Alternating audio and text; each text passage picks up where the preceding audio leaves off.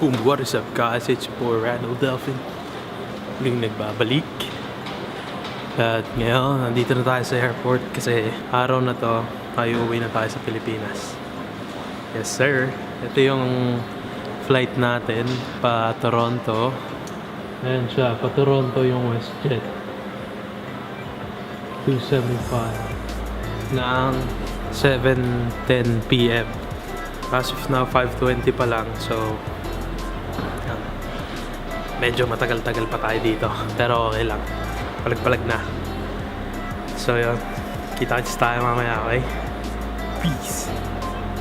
By the way nga pala, kung medyo mahina yung boses ko, sorry, pero nahiya kasi ako nasa airport ako eh. Pero anyway, excited na ako, let's go!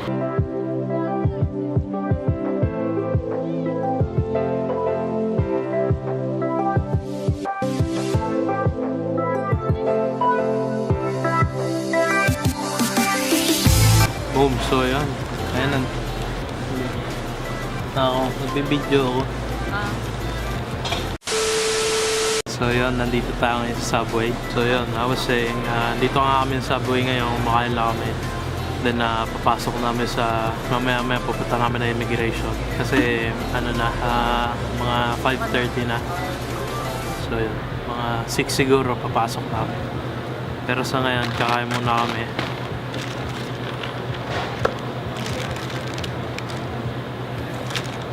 Ang oras ng flight nga namin is 7:10 PM. Pero punta kami doon na 6. Then darating kami sa Toronto ng 8:30. So yun. Bali ang biyahe pa po from Halifax to Toronto is 1.5 hours to 2 hours. So yun. Sa Toronto, may layover kami ng 3 hours and 50 minutes. Papuntang Guangzhou, China. Then after in China, may layover kami na napakahaba, mga 9 hours ata yun. Then pa Manila na. Kita niyo ba yung eyebags ko? Kaya ganito yung eyebags ko kasi kakataas ko lang ng shift ko na 7 AM. So umuwi ako mga bandang 8. Then naligaw ako, nagayos. Then umidlip lang ako saglit ng mga 9:30 or 10. Tapos gumising na ako ng mga 2:30 ganun. Sumalis kami ng 3. Kaya ganito yung sitwasyon ko. Pero okay lang kasi para mamaya yung travel namin sa Toronto to China, mahaba-habain, parang 12 hours mahigit. So yun, that's talaga si Looney. Kaya sinishare ko lang sa inyo, papakita ko sa inyo kung gaano ka-hassle mag-travel ng Canada hanggang Pilipinas. Pero by the way nga pala yung yung mga bagahe namin, naka-check-in na kami, so okay na siya. Tapos yung bagahe namin yun, diretso ng Manila. Kaya hindi na kami magbubuhat ng mga mabibigat na gamit. Yung hand carry na lang namin, which is mabigat din. So wala rin kwenta. Kaya yun. Peace. Mamaya na lang. So yan, nandito na tayo sa pila. Tapos na rin tayo security. Pakita ko sa inyo.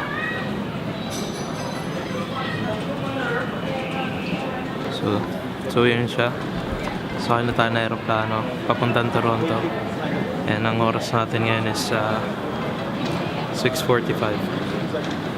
Let's go.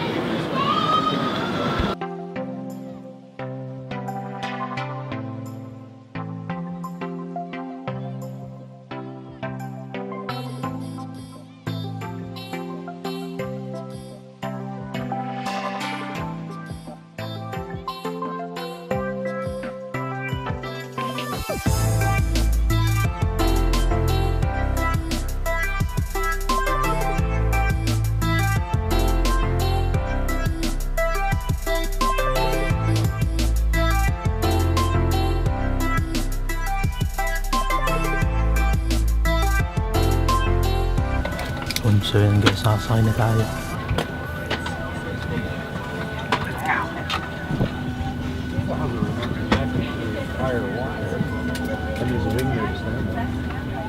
Daming tao, fully book.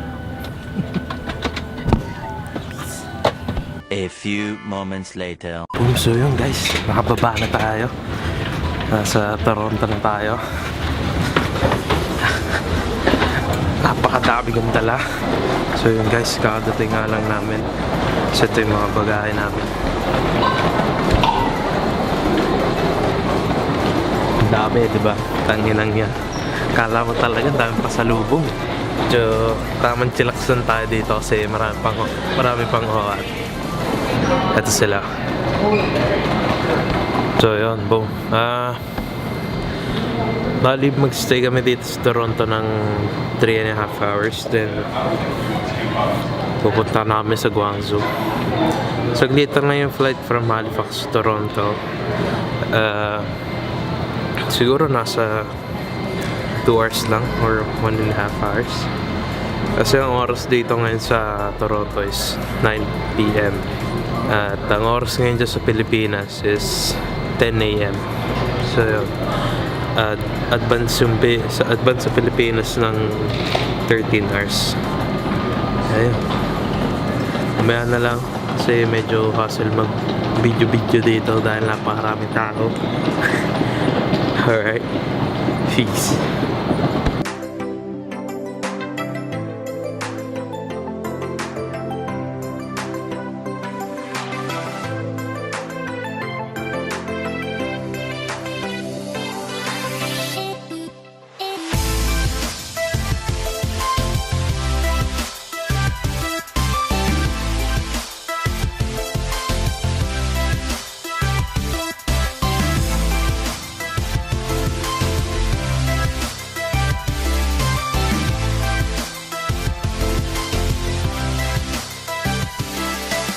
So yun guys, palis na kami. Peace. Mamaya na lang.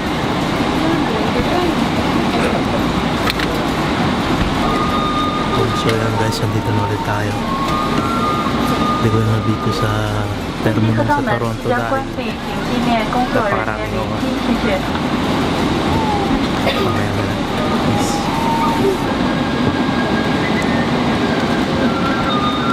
By the way, yung travel time namin from here to China is 15 hours. So, good luck sa akin. So yun guys, quick update lang. Nasa kalahati namin ng biyahe. 7 hours left na lang. Hi. Yeah, can I get some water, please?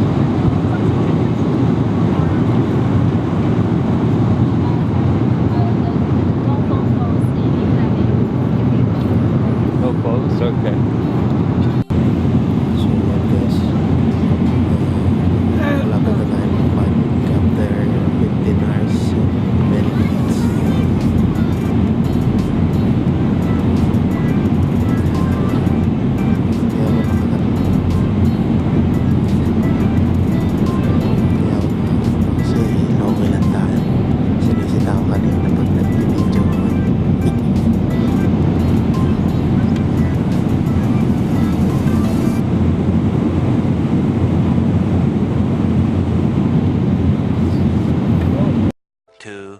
Years later.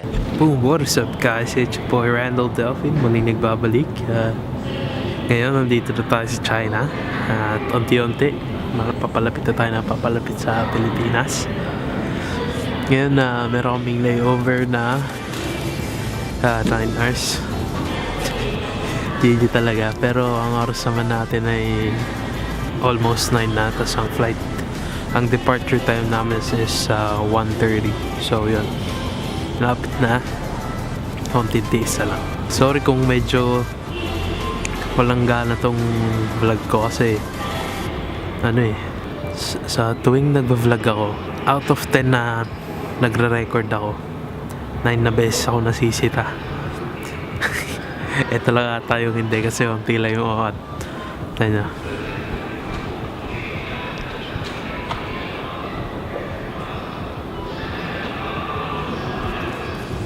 Walang ka-awat-awat, diba? Kaya sana hindi tayo mahuli. And, ayun. Let's go.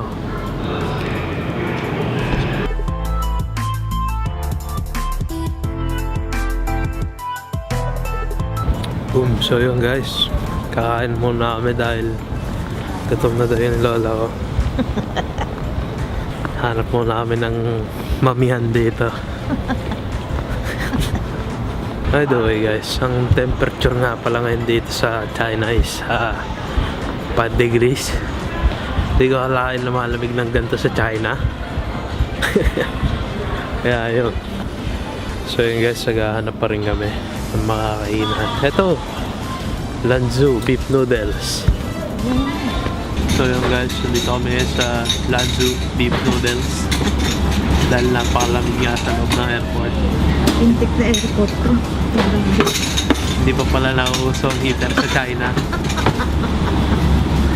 Kaya yun, mag-noodles muna kami.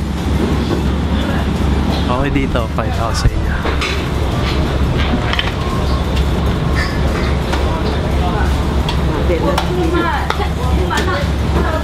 Sayang, hindi ko nakapakita yung gumagawa ng noodles.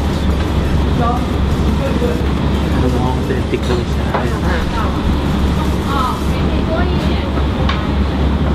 Manis. Bali ang in-order namin ay ganito.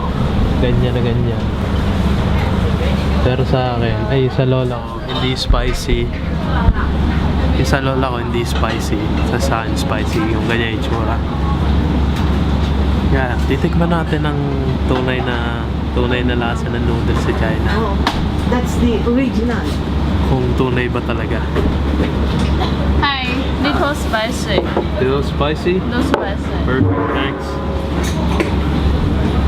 Thank you. Yeah. So ito na guys, dumating na yung pagkain namin. Too much? Ayun, not spicy. 哦，不要那么多。没事，你吃吧，吃不完浪费的。 So yun, kakain muna kami guys, mamaya na lang. Peace. 一点点。 So yun guys, parang wala silang tinidor. Kaya magpapasero muna tayo na marunong mag-chopstick. Hindi ako marunong mag-chopstick. Muna natin yung sabaw.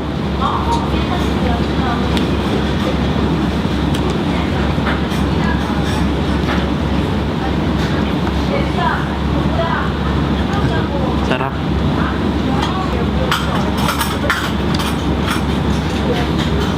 Yak, ang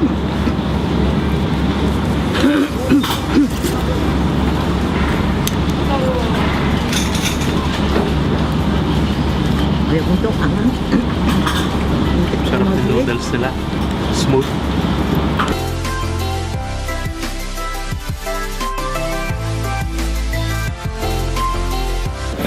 So yun guys, tapos na kami kumain at ang total na nagastos namin is 195 ano ba? Chinese dollars. Hindi, ano yun? RMB. RMB yan, alam ko. So yun, equivalent siya sa mga 40 Canadian dollars. So okay na. Masarap naman siya. Mga 40 Canadian, that's too much. mga nasa loob ka ng airport eh. Wala namang mura sa loob ng airport eh.